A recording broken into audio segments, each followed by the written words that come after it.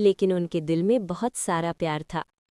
उनके साथ रहती थी एक सफ़ेद बकरी जिसका नाम था गौरी। गौरी उनके लिए सिर्फ एक जानवर नहीं थी, बल्कि उनके परिवार का हिस्सा थी।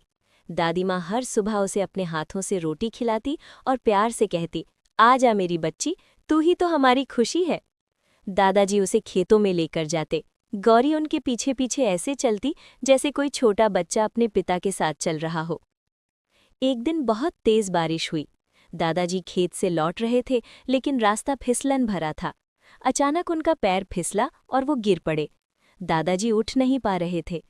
तभी गौरी जोर जोर से मिमियाने लगी और भागती हुई घर पहुंची। दादी माँ समझ गईं कि कुछ गड़बड़ है। वो तुरंत गौरी के पीछे पीछे गईं। वहां पहुंचकर उन्होंने देखा दादाजी जमीन पर गिरे हुए हैं। दादी माँ घबरा गईं और गांव वालों की मदद से दादाजी को घर लाया गया। कई दिनों तक दादी माँ उनकी सेवा करती रहीं, लेकिन सबसे ज्यादा समय गौरी उनके पास बैठती थी। वो दादाजी का चेहरा चाटती, उनके पास चुपचाप बैठी रहती, जैसे कह रही हो, मैं यहीं हूँ, आप ठीक हो जाओ। धीरे धीरे दादाजी ठीक होने लगे। एक दिन उन्होंने गौरी के सिर पर हाथ फेरते हुए कहा, अगर आज मैं ठीक हूँ तो इस छोटी सी जान की वजह से।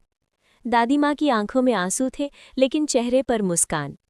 उस दिन से दादाजी, दादी माँ और गौरी का रिश्ता और भी मजबूत हो गया।